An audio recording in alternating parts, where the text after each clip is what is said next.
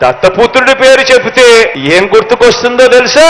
నా అక్క చెల్లెమ్మలకు దత్తపుత్రుడి పేరు చెబితే వివాహ వ్యవస్థను భ్రష్టు పట్టించే ఓ మోసగాడు గుర్తుకొస్తాడు.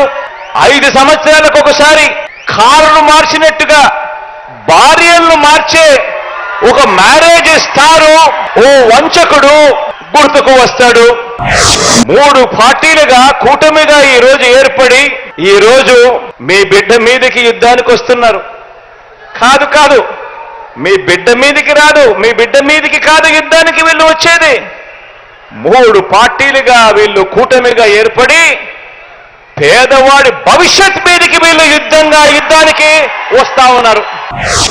బహుశా మీ బిడ్డ ఇచ్చే మేనిఫెస్టో కన్నా ఇంకా రంగురంగులుగా వాళ్ళు మేనిఫెస్టో కూడా ఇస్తారు. కానీ మిమ్మల్ని అందరినీ కూడా ఒకటే నేను చెప్తా ఉన్నా, మీ ఇంట్లో మీకు మంచి జరిగిందా లేదా అన్నది మాత్రమే కొలమానంగా తీసుకోండి. మీ బిడ్డ ప్రభుత్వంలో మీ ఇంటికి మంచి జరిగి ఉంటే మాత్రం మీరే మీ బిడ్డకు సైనికుల్లా స్టార్ క్యాంపెయినర్లుగా ముందుకు రండి అని చెప్పి మమ్మల్ని కూడా పిలుపునిస్తా ఉన్నా.